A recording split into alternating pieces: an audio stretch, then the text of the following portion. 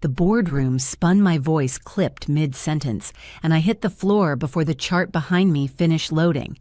I woke to antiseptic air machines counting out my heartbeat. The doctor said, "We called your parents. They said they're on their way." I believed her. I wanted to. But the doorway stayed empty. Hours later, my phone buzzed. A tag from Sophia, smiles in matching shirts, roller coasters in the background, a banner overhead, Monroe Family Day. The caption, "Without the drama." I stared at the photo feed dripping beside me, and a single question drilled through my chest: if collapsing in a hospital bed didn't make me worth showing up for, then what would? It didn't begin in a hospital bed. It began years earlier in a house where love was measured like rations, and my sister always got the larger share. When people looked at the Monroe family, they saw polished Dad Richard with his pressed suits and easy confidence, Mom Evelyn, the picture of warmth when she stood in front of her third graders, and Sophia, my sister, 3 years older, glowing as if the sun angled itself just for her. And then there was me. Isabella, usually at the edge of photos, half in shadow, clutching ribbons or certificates that nobody mentioned twice. I remember being 14 at the science fair. My project was a homemade volcano, a bubbling, fizzing tower of vinegar and food coloring. It spewed right on cue red foam spilling down the sides. For a split second, I felt 10 feet tall. Then I saw Dad Arm's folded head already turned toward Sophia's project 2 tables over. She had built a solar system so intricate the judges lingered like pilgrims. My father waved colleagues over his face bright. I scraped foam off the linoleum tiles, my stomach tightening, and when we got in the car, he said it without looking at me. "Why can't you apply yourself like your sister?" The words clung like smoke. I stared out the window, pretending the street lamps were galaxies far enough away that I could disappear inside them. Birthdays told the same story. My 16th fell on the weekend of Sophia's sorority formal. My parents drove 6 hours to zip up her gown and pin corsages. They left a store-bought cake on our kitchen counter with a sticky note perched on top. "We'll celebrate next week." We never did. I ate a single slice alone, the frosting too sweet, then slid the rest into the trash. The silence of the house that night was louder than any party. Even milestones bent around her. When I graduated high school, they showed up with cameras and smiles, but the dinner afterward became an impromptu toast to Sophia's engagement to Travis, the future doctor, with a last name my father admired. My acceptance letter to a university out west, something I had fought for with every ounce of grit, was brushed off with a single comment: "That's far from home." The disapproval in his voice was sharper than the steak knife in his hand. So I left. I chose Chicago precisely for the distance. Out there, I could breathe without the constant comparison echoing in my ears. My first apartment was a narrow 1-bedroom with cracked tiles and a view of a parking lot. But it was mine. No one sighed about grandchildren that didn't exist. No one reminded me Sophia's house had 5 bedrooms and a yard. I built my routines from scratch. Saturday mornings at the farmer's market where I bought flowers even when rent was tight. Pottery classes that left me with lopsided bowls, imperfect but entirely my own. Friendships that were chosen instead of assigned by bloodline co-workers who dragged me to trivia nights, neighbors who fed my plants when I traveled. And yet, no matter how many walls I painted or bowls I glazed, the ache lingered. Watching a colleague hug her mother after a promotion, seeing families collide joyfully at airport arrivals, it pressed against me like a bruise I couldn't hide. Deep down, I was still the girl waiting for someone to clap for the volcano instead of turning away. Phone calls home didn't soothe it. Mom's voice was warm but distracted, always cataloging Sophia's children's milestones before I had a chance to mention my own. When I landed a multi-million-dollar client, Dad said, "That's good," then asked if I was dating anyone. Their approval was a currency I could never earn enough of. Each call ended with me staring at the silent phone, hollowed out, like I had just delivered a quarterly report to a board of directors instead of speaking to my family. By the time the pitch came, the one that would leave me on a hospital floor, I had taught myself to stop expecting. I told myself solitude was better than being forgotten, but the truth hummed underneath every success, no matter how far I ran. The absence of their love shaped every step I took. The morning of the pitch felt like a test I had been preparing for my whole life. My alarm rang before dawn, and I lay there staring at the ceiling, my skull already pulsing with a faint throb. Nerves, I told myself. Just nerves. This was the account I had spent weeks chasing an iconic brand executives flying in to hear my strategy. I pulled on my charcoal suit, the one that had drained half a paycheck, and buttoned the silk blouse I reserved for moments when confidence had to be stitched onto my skin. Chicago's streets buzzed with commuters, coffee in hand, the smell of roasted beans drifting through the chill air. I carried my notes like armor, repeating my talking points, under my breath, every word polished to gleam. When the conference room filled with sharp suits and sharper eyes, I smiled, clicked the remote, and launched into the rhythm I knew by heart. For 15 minutes, I was flawless. Graphs bloomed on the screen, numbers punctuated my sentences, and I watched heads nod pens, scribble. Then, without warning, the floor tilted. My voice slurred as though someone else had stolen my mouth. The lights above burned holes into my skull. I reached for the water glass, but my fingers refused. And then the world dissolved. Darkness folded over me like a heavy curtain. When I woke, antiseptic clawed at my nose, fluorescent lights hummed overhead, and a machine ticked off the measure of my heart. A doctor leaned in, calm but firm. "You collapsed. Severe exhaustion, possible complications. We called your parents. They said they were coming." Her words should have been a lifeline. Instead, they became a lie I repeated to myself every time footsteps passed my door. "They're just delayed. Flights get messy. Schedules tangle. They'll come." They didn't. Hours bled together, each beep of the monitor marking not just my pulse, but another confirmation of abandonment. My wristband pinched. My mouth was dry.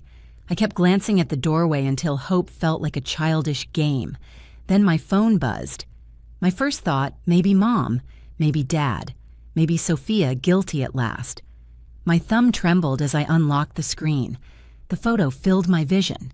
Matching t-shirts, my parents grinning, Sophia's children riding on their shoulders, a roller coaster curving in the background, a banner strung overhead, Monroe Family Day. The caption, "Detonated." Without the drama. I froze. Not only absent, they had celebrated my absence. My heart hammered so loud it nearly drowned the steady beat beside me. I turned the phone face down, but the words burned through plastic and glass. Without the drama. I was the drama. The liability. The one worth erasing. The room narrowed into a tunnel. My lips tasted metallic, as though betrayal had a flavor. Down the hall, a nurse laughed, ordinary, innocent, but in my ears it sounded cruel proof that the world went on even as mine caved in. That was the moment something broke. Not my body that had already betrayed me, but the last fraying thread of hope. If collapsing in a hospital bed, if a possible tumor pressing against my brain wasn't enough to make me matter to them, then nothing ever would. Tears threatened, but I swallowed them back. Crying was still a plea, and I had finished pleading. I thought of every year I had begged for scraps, volcano projects, ignored birthday cakes left on counters, graduations overshadowed by Sophia's spotlight. A pattern stretched from childhood to this very bed, clear as any business graph. And graphs don't lie. So I made a decision as deliberate as signing a contract. I would stop measuring my worth against their silence. If blood had not bound us here, then something else had to. I would find it. I would choose it. The beeping machine kept pace, each sound a small hammer driving in resolve. For the first time, I didn't imagine Dad's nod or Mom's approval waiting on the other side. Instead, I imagined something different, a life not built on waiting rooms that never opened, but on people who actually showed up. By the time dusk slipped across the hospital blinds, I was no longer begging for recognition. I was counting decisions. And this was the first I was done being optional. The day after the photo detonated inside me, I stopped refreshing the doorway for footsteps that would never come. Instead, I noticed the chair by my bed had been pulled close, a tote bag resting on it. Inside my charger pajamas, even a small bottle of lavender lotion I kept on my desk. Elena Torres, the junior copywriter I'd known barely 6 months, was sitting there, scrolling her phone. When I stirred, she looked up, her face breaking into a smile. Finally. "You scared us," she said, dropping the phone onto her lap. "I let myself in with your spare key. I hope that's okay." It was more than okay. It cracked something open in me. I had given my family decades and never gotten this, a simple act of showing up without being asked. Later that night, a new nurse came on shift. Marcus Tall, with kind eyes, hummed as he adjusted my IV. "Rough few days," he asked casually, as if we were talking over coffee. When I told him no one had visited, he just nodded, unbothered. "You'd be surprised how many patients go through surgery without family. We've got your back here." He said it so simply it felt like a foreign language. Family not as a duty, but as an act of presence. The scans came back the next morning, a tumor pressing against the side of my brain. Surgery was the best option. The neurologist's words should have sent me spiraling, but instead I felt oddly steady. Maybe because I already knew what it meant to face things alone. Maybe because I wasn't as alone as I thought. I signed the consent forms with a steady hand. What my parents didn't know, and what I didn't plan to tell them, was that I'd also called a lawyer. From my hospital bed, I updated my will. Every cent I had scraped together, savings, retirement, even the battered car parked in the garage, would go not to them, but to a foundation for homeless youth in Chicago. If my family could erase me so easily, I would erase their claim to my life. Quietly. Cleanly. Elena stayed most evenings, spreading her notes across the rolling table as if we were back at the office. She made me laugh with stories about the latest pitch disasters and how she spilled coffee on her boss's tie. Laughter felt like oxygen. Marcus checked in, joking about how I owed him a coffee when I got out. These strangers, these almost friends, were stitching something together that blood had unraveled years ago. Meanwhile, my phone lit up with missed calls from my parents and Sophia. At first, I let it buzz. Then I silenced it altogether. Their sudden urgency didn't fool me. They hadn't cared when it mattered. Whatever they wanted now, it wasn't me. It was something they needed from me. Still, one message pierced through. Grandpa Henry had suffered a stroke. He was asking for me. The request lodged in my chest like a weight. Grandpa, the one person who had ever looked at me and seen more than Sophia's shadow. The man who sent handwritten letters during college reminding me I was clever, that I was enough. He was the only one who had shown up without condition, and now he was the one calling me back. For a moment, the old instinct flared, run to them, prove myself, earn a place again. But then I looked around the hospital room. At the pajamas Elena had folded neatly on the chair. At the IV Marcus had taped with quiet care. At the lawyer's card on my tray, proof of the choices I had already made. The truth crystallized. I didn't need their sudden panic to validate me. I didn't need to crawl back into a system that had starved me for decades.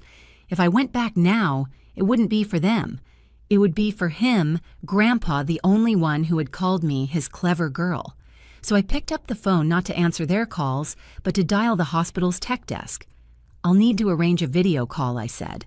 "Not for my parents, for Henry Monroe." The machine beeped steadily beside me, each sound no longer a reminder of abandonment, but a drumbeat of resolve. Quietly, without fanfare, I had taken back control. My family had chosen roller coasters. I was choosing myself. The calls didn't stop. 20 missed, then 30. My voicemail filled with fragments of voices, Dad's clipped tone, Mom's wavering guilt, Sophia's urgent instructions that sounded more like demands. At first I ignored them. Silence had always been my punishment. Now I used it as armor. But eventually, curiosity cracked my resolve. I pressed play. "Isabella, answer your phone." Dad barked in the first message. Your grandfather's condition is serious. We need you here. Don't make this harder than it already is." The second was Mom, her voice trembling. "Sweetheart, please, we should be together right now. Whatever's happened, it can wait. Just come home." Then Sophia clipped, and professional as if delivering a closing argument. "Grandpa asked for you, but you're not here. This isn't just about you anymore. Don't embarrass the family. Embarrass." The words sank claws into me. Even now, my absence wasn't framed as pain or worry, but shame. They weren't asking out of love. They were demanding out of convenience. When I didn't respond, the texts escalated. "You're tearing the family apart. Why are you doing this to us? Grandpa deserves better than your tantrums." I stared at the screen, pulse steady. It was strange, after decades of their words piercing me like glass, they finally slid off. Maybe because I knew the truth now. I wasn't tearing the family apart. It had been cracked long before I stopped trying to glue it together. Elena noticed the tension one evening when she brought takeout to my hospital room. "You're too quiet tonight," she said, unwrapping cartons of noodles. "They're panicking," I admitted, nodding at my phone. "Suddenly, I'm indispensable." She raised an eyebrow. "And before optional," I said. The word tasted bitter and clean at the same time. That night, I finally picked up when Dad called. His voice came through instantly, sharp as glass. "Where have you been? We've called for days. Grandpa is asking for you." "Don't you think you owe him at least that I've been in the hospital?" I said evenly. "Collapsed at work. They found a tumor. I had surgery." Silence. For a moment, I thought the line had dropped. Then Dad stammered. "Why didn't you tell us the hospital?" I shot back. "You chose roller coasters over me." Another silence, heavier this time, thick with unspoken guilt. "We didn't think it was serious," he muttered at last. The words might once have gutted me. Now they only confirmed what I already knew. What was serious to them had never been me. "Set up a video call with Grandpa," I said. "That's all I want." That evening, the screen flickered. My father fumbled with the camera angle, my mother hovered in the background, and Sophia leaned too close, her eyes sharp with control.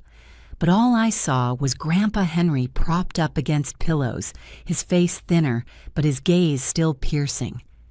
"There you are," he said, his voice slurred but steady. My clever girl. Tears burned immediately because he saw me even bandaged, even broken. "What happened to you?" he asked. "Just a little surgery I tried." He wasn't fooled. "Tumor," he said flatly. "They told me.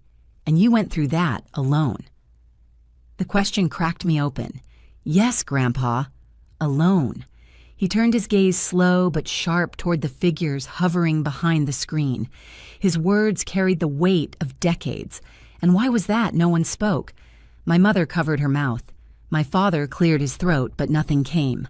Sophia's lips parted ready with excuses, but Grandpa cut her off with a raised hand. For years, he said, I've watched this family give everything to Sophia, while Isabella was left in the shadows. I kept quiet, thinking it wasn't my place. But I don't have time left for silence. You failed her. Again. And again. The weight of his words filled the screen like a hammer blow. My father looked suddenly small. My mother's cheeks glistened. Sophia lowered her eyes, her lawyer's poise slipping. I wanted to hate them in that moment. Instead, I felt something sharper clarity. Grandpa had named the wound out loud, and there was no taking it back. For the first time, I didn't feel invisible. I felt undeniable. 2 weeks later, against every warning from my surgeon, I boarded a train east. The stitches at my temple tugged with every vibration, each mile rattling my skull. But I had made a promise.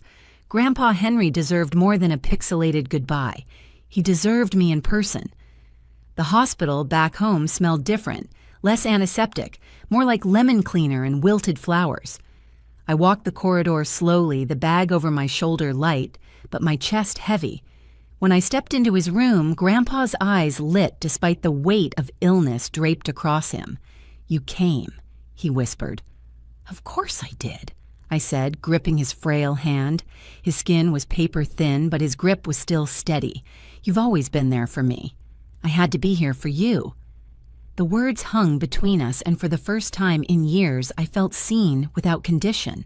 Behind me, the door creaked open. My parents slipped in, followed by Sophia.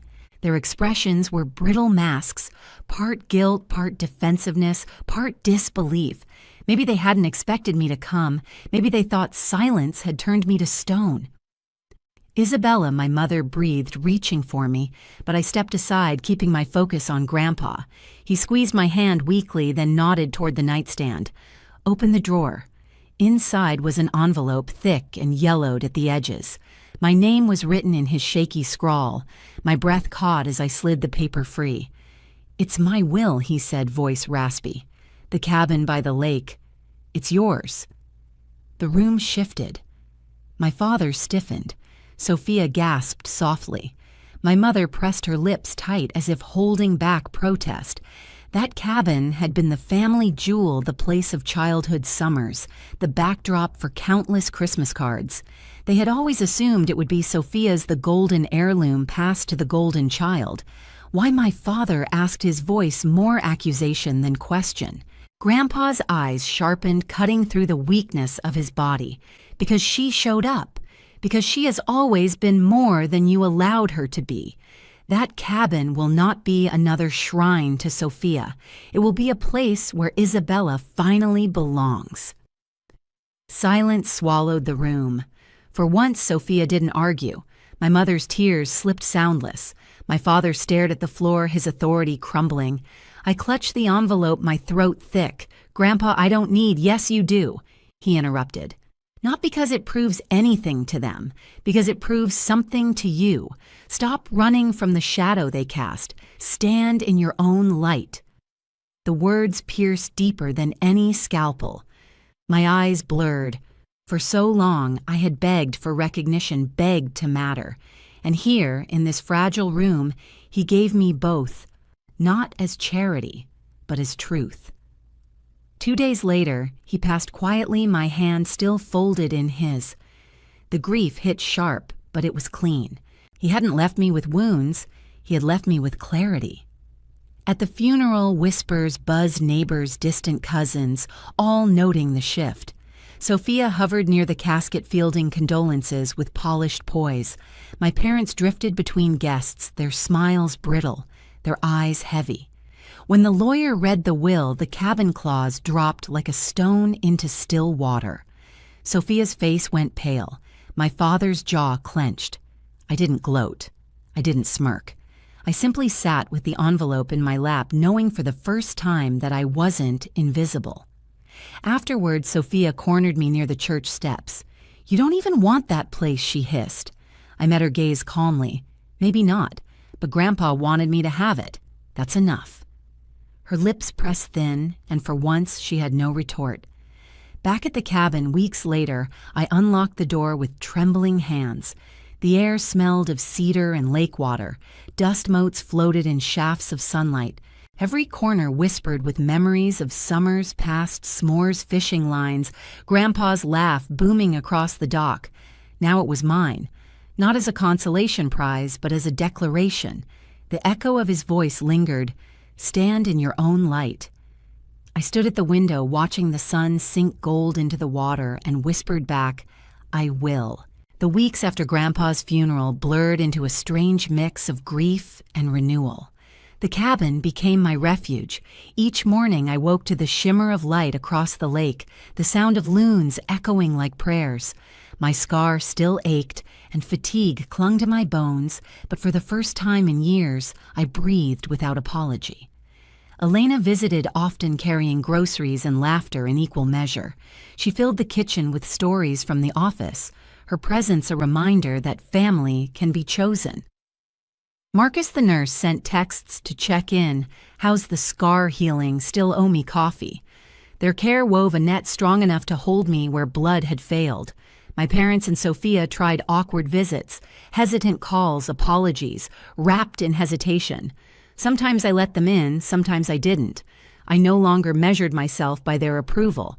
The cabin's walls reminded me daily that recognition had finally been spoken aloud, and it hadn't come from them, it had come from the one person who truly saw me all along. One evening, I stood on the dock, the sky bleeding gold into water. I thought of the hospital beeps, the silence of unanswered doors, the caption without the drama. Those wounds hadn't vanished, but they no longer defined me. Grandpa's voice echoed, "Stand in your own light." And I knew I was. Family, I realized, isn't always the people who share your blood. Sometimes it's the ones who show up when the world tilts sideways, who hold your hand through scans and stitches, who sit in plastic chairs just to make sure you aren't alone. That's the family I choose now. So here I am, scarred but steady, living proof that invisibility can be broken. And if you're listening, maybe you felt that too. The sting of being optional in the place that should have loved you first. Have you ever been treated as invisible in your own family? Share your story in the comments.